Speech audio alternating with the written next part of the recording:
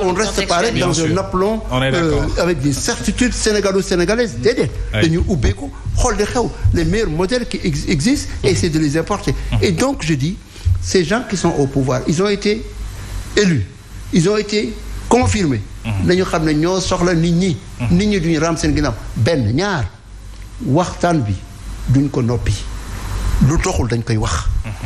lu ñu am opportunité suñ ko waxee comme sur cette plateforme.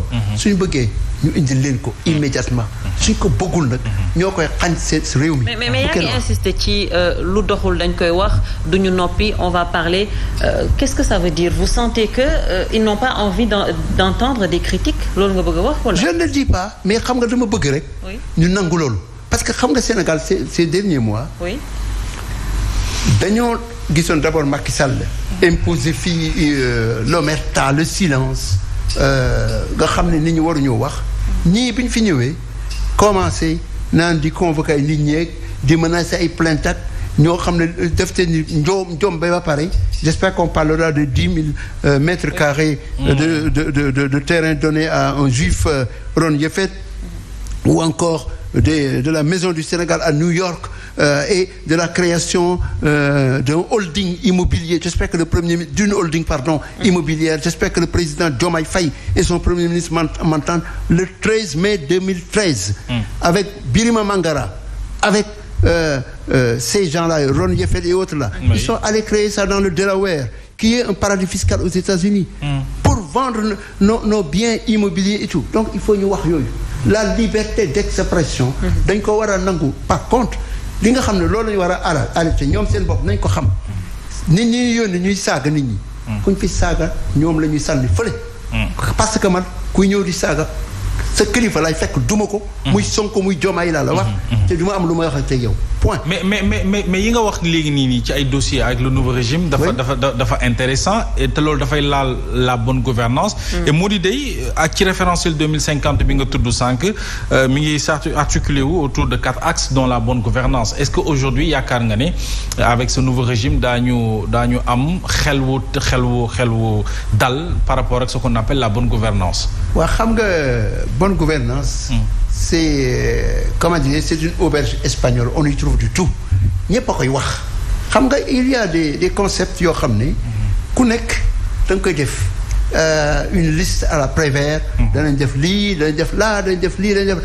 loolu foo dëkk boo dem fekk ko fa dans les pires dictatures loolu nga fay fekk entre li ngay wax ak li ngay jëf loolu mooy différence bi les pays qui ont avancé mën naa la jox exemple de Singapour. En 1963, Singapour était un village de pêcheurs.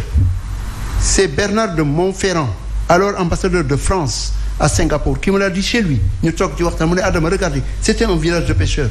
Aujourd'hui gis nga fi ñu toll Singapour bi nga xam ne dañ leen a dàq de l'unité avec la Malaisie parce que amuñu woon avenir. Mais ils ont décidé de changer et li ñu wax yëpp dañu ko def et moo wax la si benn affaire. ki nga xam ne moo mené le changement de Singapour c'est Lee Kuan Yew.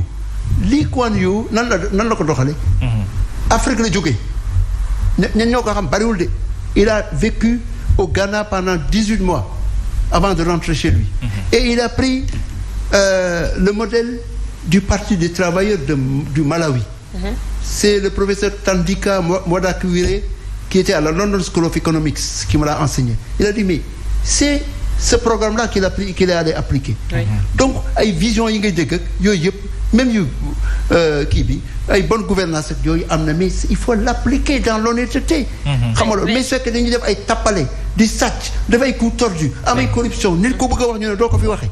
mais loolu de bonne gouvernance. Mais est-ce qu'on va pas vers ça parce que ci horizon on ko wax tout à l'heure 2050 programme 2050 bi il y a cette bonne gouvernance mais on a vu également qu'en septembre. Macky Sall amoon na bonne gouvernance. On se rappelle encore de ces paroles. Avant une gestion sobre et vertueuse. Avant loolu même dama lay wax dara ma rappelé il y a rien de nouveau li fi passé il y a rien de nouveau.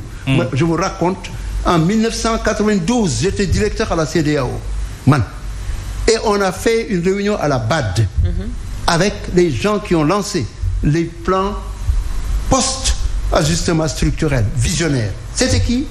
Il y avait Alioune Sall Paloma l'ami de Omar Blondin Diop.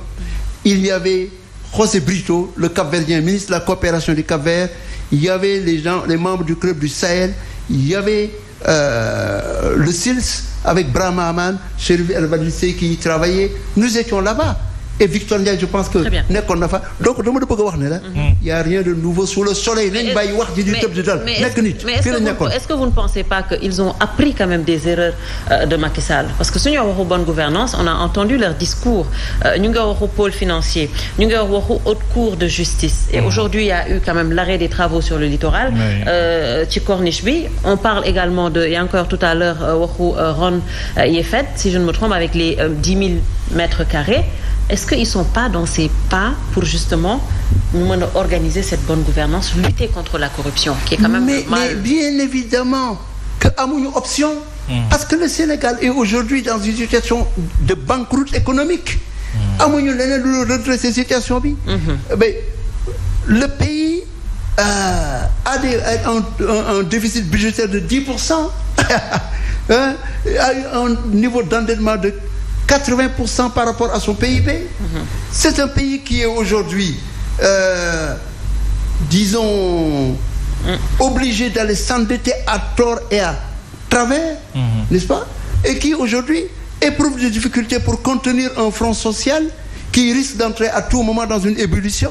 Déedéet ñoom ñàkk pexe ils n'ont pas d'autre option. Et les gens qui ñi leen voté fan yi ils n'attendent pas, n'est-ce pas, qu'ils se mettent à jouer à la diva ou quoi que ce soit dañoo bëgg ñu donner des résultats suñ ko deful ñu won leen quoi amul sax wax donc ñàkk pexe mooy seen pexe. Cela dit encore une fois le fait que ñu sentir urgence yi c'est bien et on les encourage à en être conscients suñ ko bëggee def nañ taxaw commencer dellu gannaaw si yenn yi ñu toléré. On les a vus récemment faire des actes encore plus graves. C'est quoi? Introduire des transhumants, les pires espèces qui ont pillé les ressources de ce pays ñu leen di may di avec des justifications bancales. ah bon nee na woowul kenn. waaw loolu ñoom ñoo ko wax tamit nangul ko loolu au moins nangulu ma la ko. maa lank ba tëdd si naaj bi moom moo ne. dama ne la il a soutenu clairement que woowul kenn. il a dit xam nga lan lay wax. il a dit publiquement. Malick Sall de xam naa ko moom lan la wax moo ko wax publiquement. C'est lui qui était l'un des plus chauds militants de Macky Sall et qui a détourné de l'argent lan la wax moom. Ah oui, il a détourné de l'argent. Oui. Malick Sall. L'achat des bracelets électroniques. Ah oui. De 300 millions, il a pris il les a acquis à 3 milliards, 2 milliards 700 millions volés. Ça peut expliquer li mu def dem transhumé ko. xaw ma mais dama bëgg wax moom lan la wax gars yi communiqué baa ngi fi dañoo wax ne.